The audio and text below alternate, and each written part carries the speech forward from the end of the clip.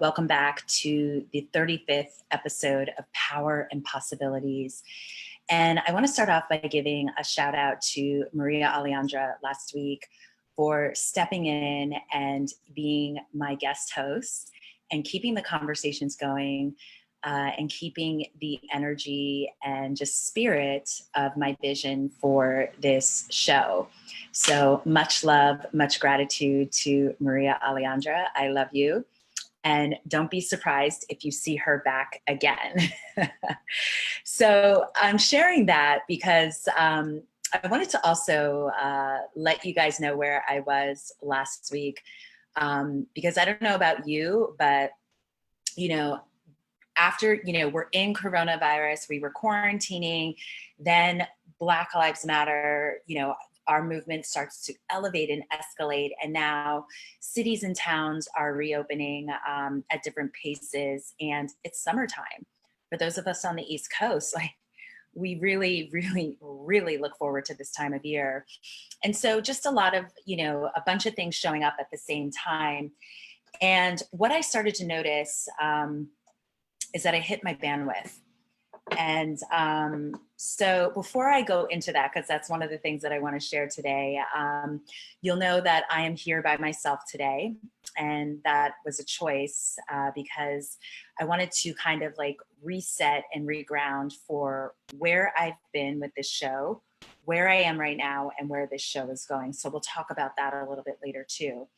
So over the past week, last week, the reason why Maria Alejandra stepped in and took over my show is that I was in a transformational leadership program last week.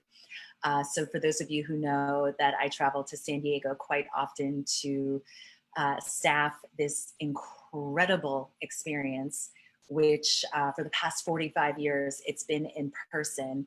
And just last week, we did it for the first time virtually. And really what's powerful about that is, there were some doubts that popped up that, can we create transformation virtually? Can we create shifts and changes virtually? Can we create connection and intimacy virtually? And I don't even need to answer that because I know all of us right now, even now that the quarantine isn't technically happening anymore, that over the past 3 months that you've created connections in your life. You've created intimacy in your life in one way or another while quarantining. I think the alarm is going off in my building. There's going to be an announcement soon. Have your attention, please. Have your attention, please. We are currently testing the Philip. Okay, so we're okay. They're testing the system. They're testing the system. 1, 2, 3.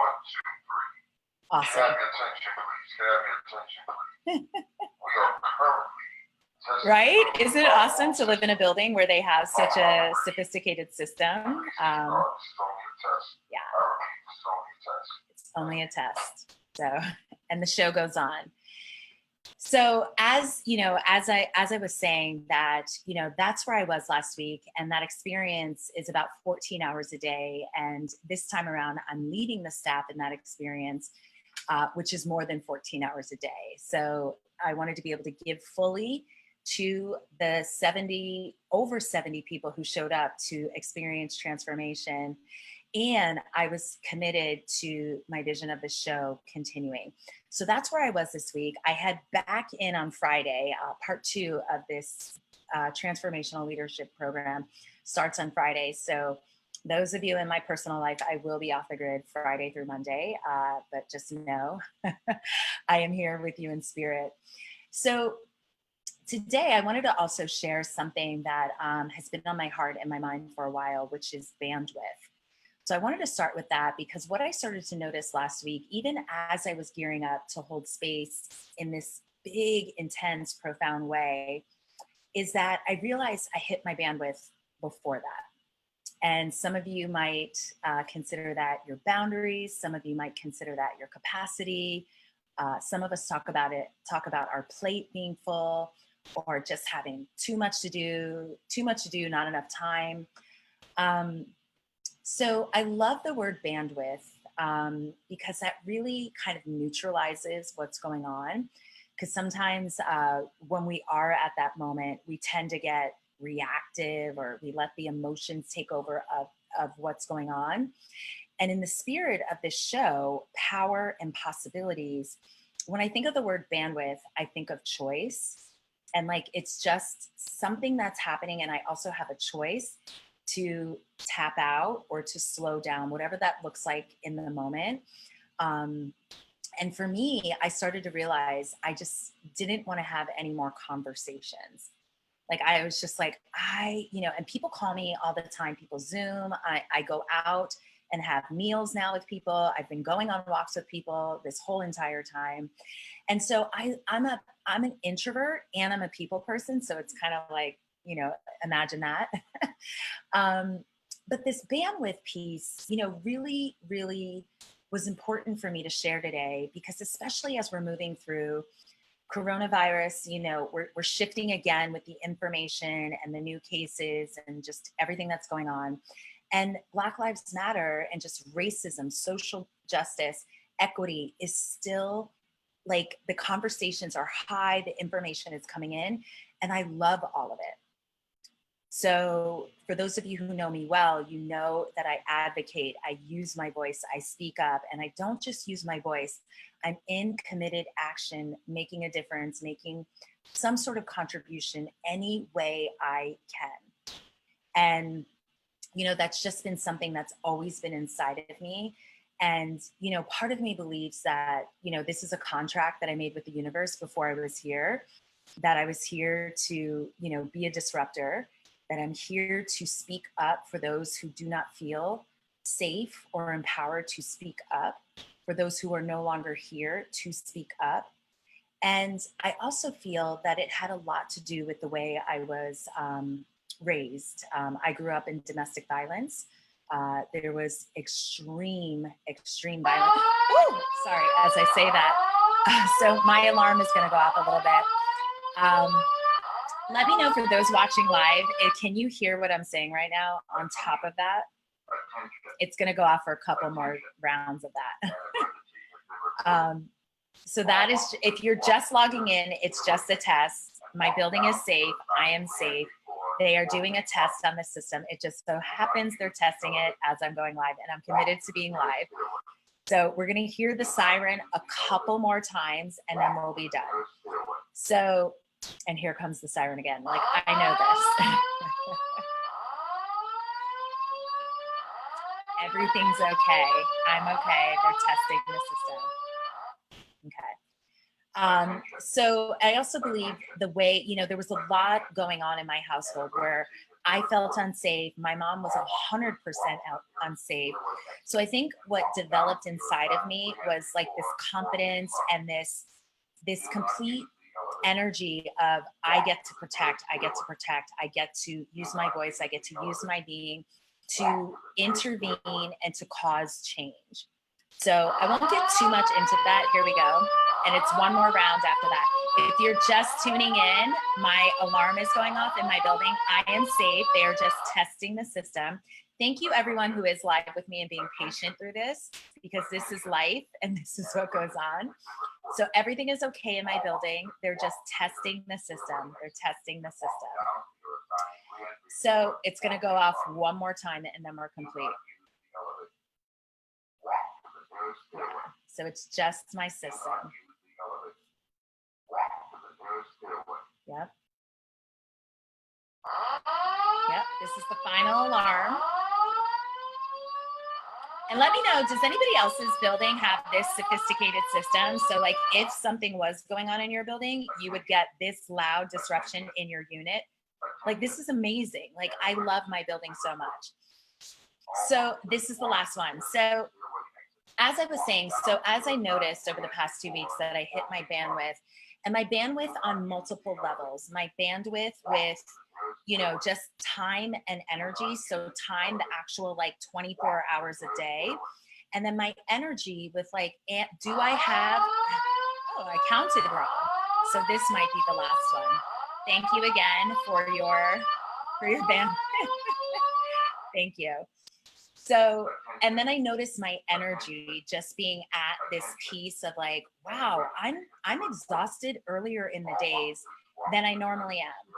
And like I'm very into self-care, so I know when to and I, right now I'm working for myself, so it's not as if I need to be anywhere or like a class is waiting for me to start. So I get to shut down and be mindful of those moments. So in that, wow, I did not, maybe this is why they're testing the system. So usually there's 3 cycles. We're at the 5th cycle of alarm.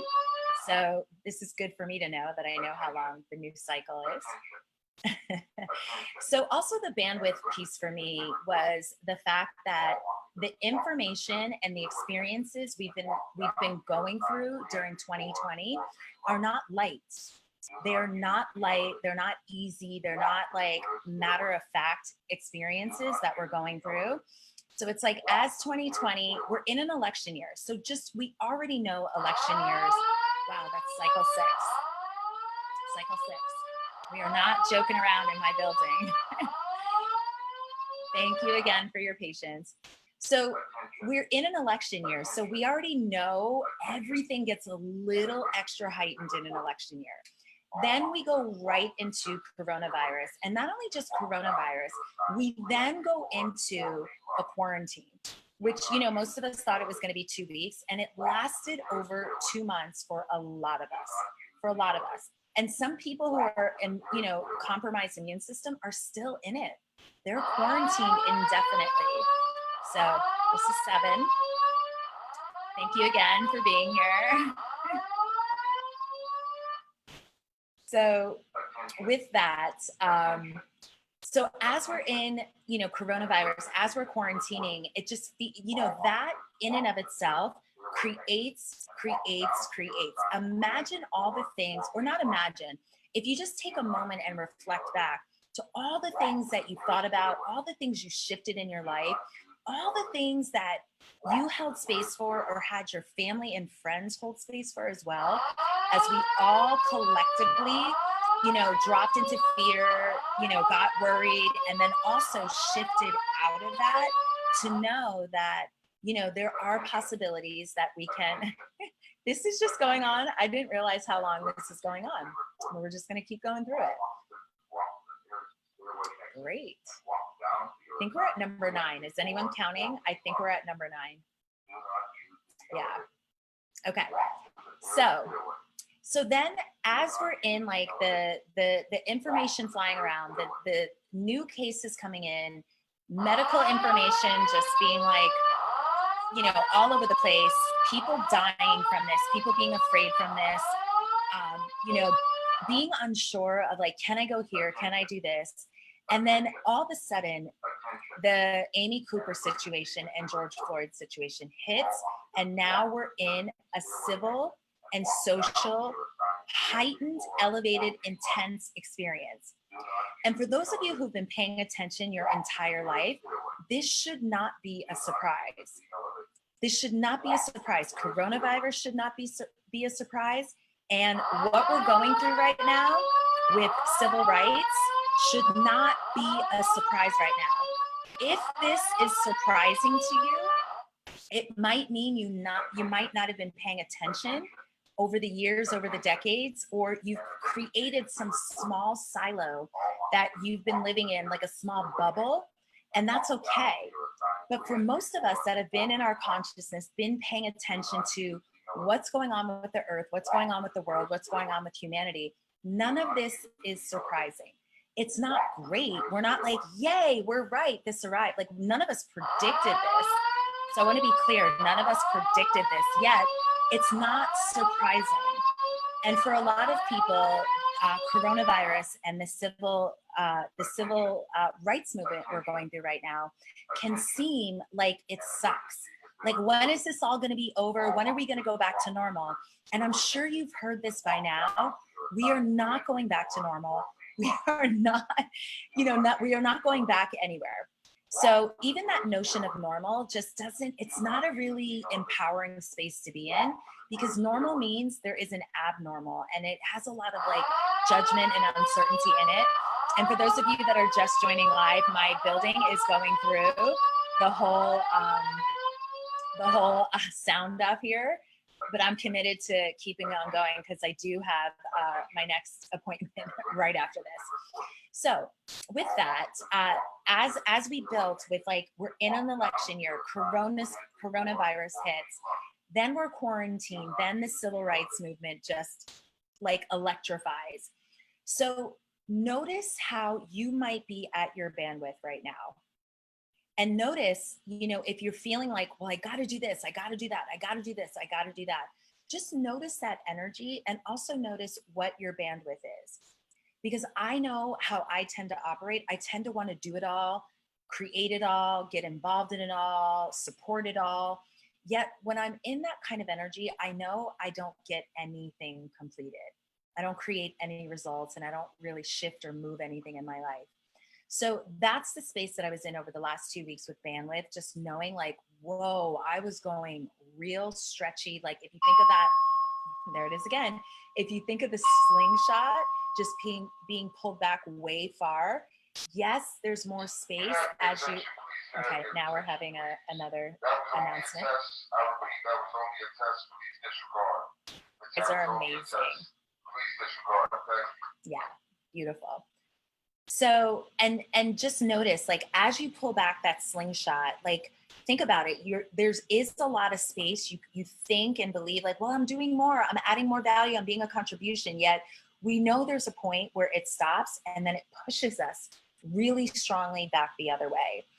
So I've made a new commitment to myself that I'm not going to pull myself all the way back to the extreme, past my bandwidth, past my capacity, past the size of my plate. I'm not going to pull myself all the way back there. I'm going to pull myself because that's who I am.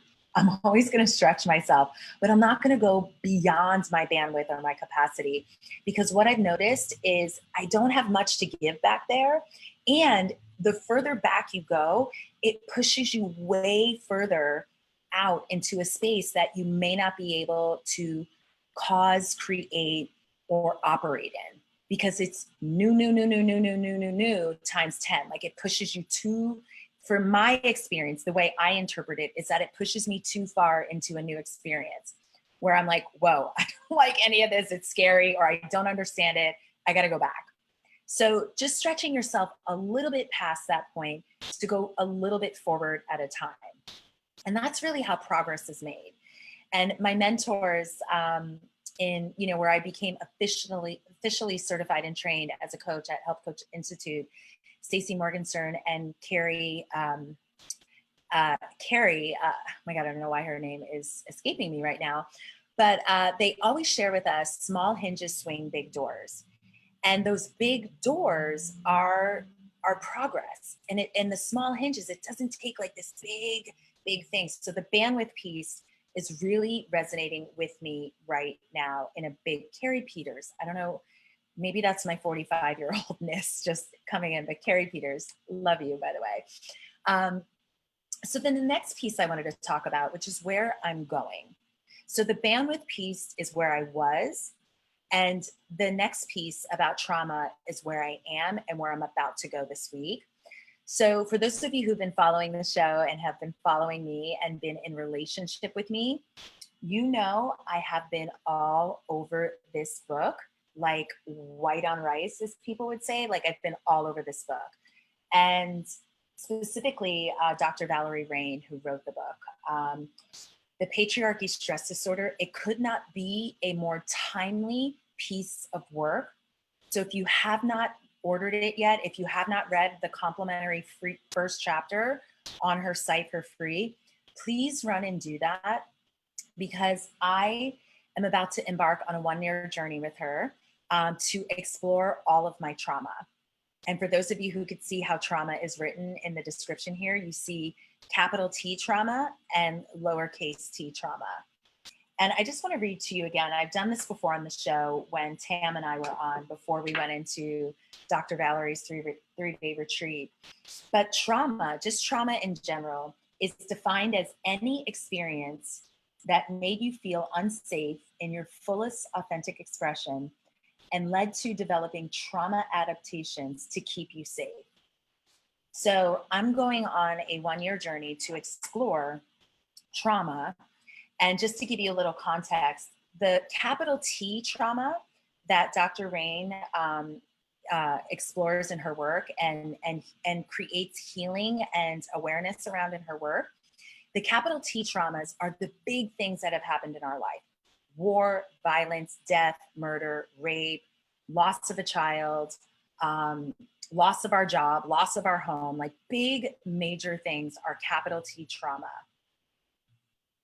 However, the crux of her work is on the lowercase t trauma with a lower t. And this is why I am working with her, is that it never occurred to me in my life the compounding effect of all the lowercase t trauma in my life, because I'm highly aware that I've gone through capital T trauma in my life. As you heard earlier in this show today, I shared that I grew up in domestic violence, like terrifying. It was happening almost on a weekly basis, terrifying. And what hadn't occurred to me, or just, the way she crafts her work, it didn't occur to me in this way, is how all the lowercase t traumas, those compounding effects, have really shifted more about what's not working for me in my life and really created more pain, more suffering than those bigger T traumas, capital T traumas.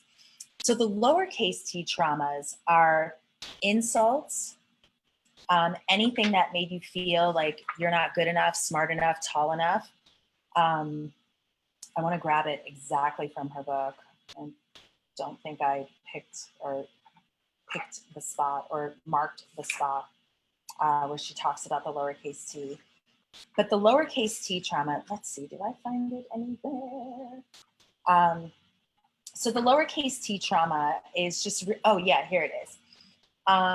They could come in the form of an insult, a glare. So even someone just looking at you wrong, or just looking at you in a way that you interpret as wrong, an offhand comment that you're too big for your britches, unwanted sexual attention, like someone whistling or like saying a comment about you, anything that makes you shrink inside of yourself and not allow you to fully express yourself or fully be yourself or feel that it's safe to be who you are authentically.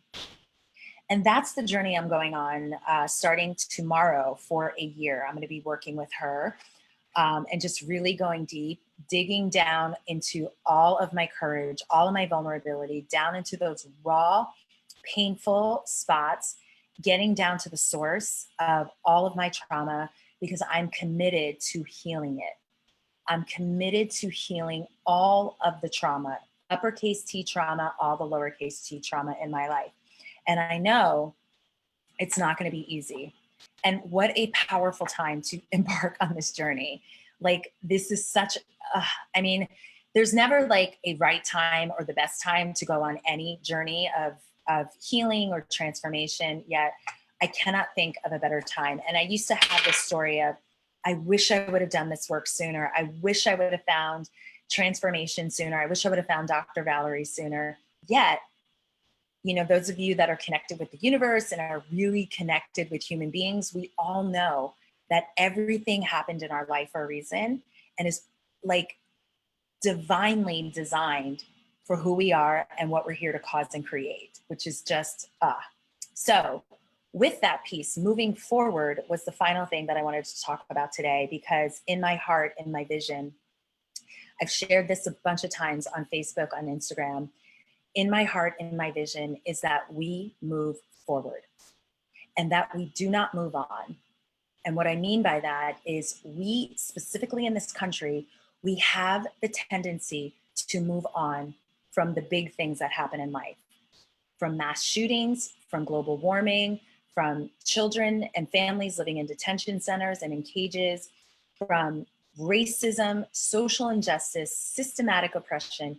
We get fired up, we activate, advocate, and then a few weeks later, it dies down. We're on to the next. And then when that thing comes back again, mass shooting, global warming, a new piece of data comes out about global warming, social injustice, racism, systematic oppression, kids and families in cages. It's at a far worse place than it was the first time. We get fired up again, and then we forget, we move on, and then the cycle continues.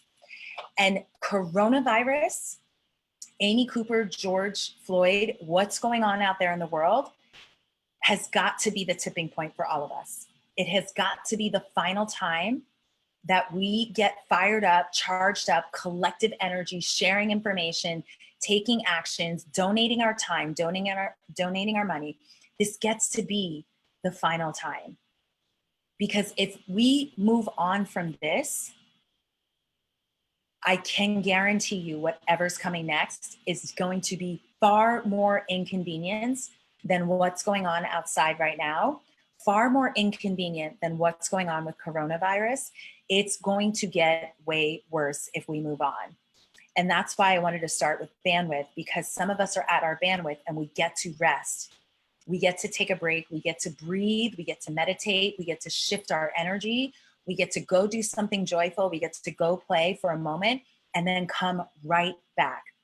Because my vision and what I am so called for right now and forever is to move forward.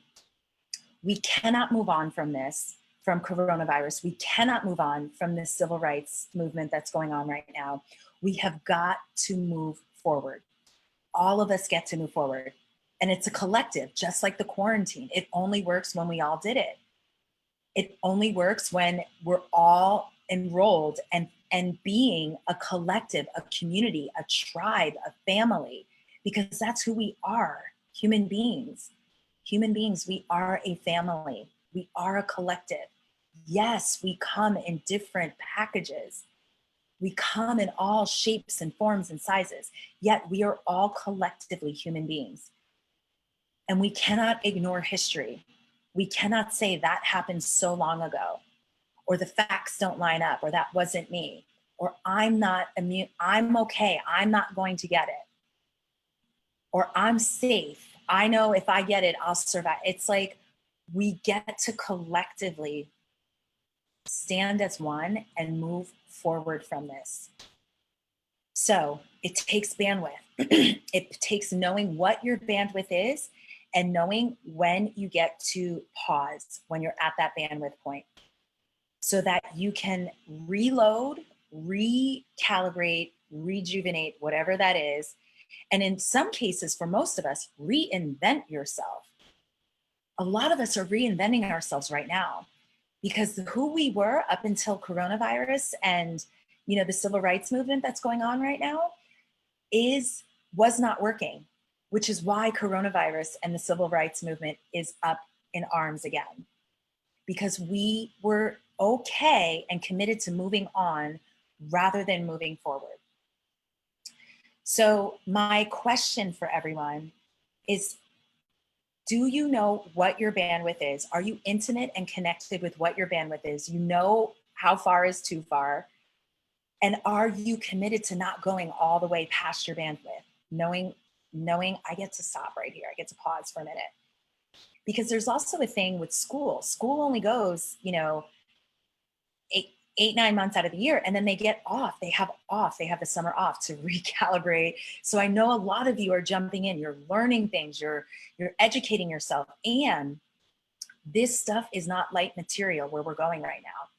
Whether you're in the medical field, researching medical information and science and data around coronavirus, or our history and around systems and the patriarchy regarding the civil rights movement that's going on right now, it's heavy, heavy material. Yet we are strong. We are so strong because we all made an agreement to be here on the earth in 2020 as adults to create and shift the change that this world, this human experience deserves. We all decided to show up and be adults in 2020 because we knew we could play a part in this, a part in moving it all forward. And yes, we were asleep at the wheel before. We were comfortable before. We were okay with just like knowing a little bit. I'm not going to watch the news. It's too much. Or I'm okay. I'm a good person. I don't want to cause any waves. I don't want to have any challenging conversations. Yet it's not working. It's not working. We already see they're out there. So my final call to action and my final question and what I'm curious about is how are you committed to moving all of this forward? You are playing a part in this, whether you realize it or are conscious to it or not. You are playing a part in everything right now. You matter. Everything you're up to right now is shifting energy either forward or it's not. And I know how powerful you are. I know how deeply you care about human beings and not just about your own experience here on earth. Because what does it matter? Do you want to be on earth by yourself?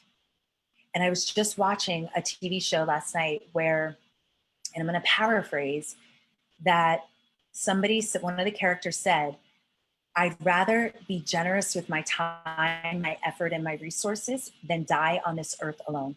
What's the point of only taking care of myself? What's the point of that? Do you want to only be here by yourself?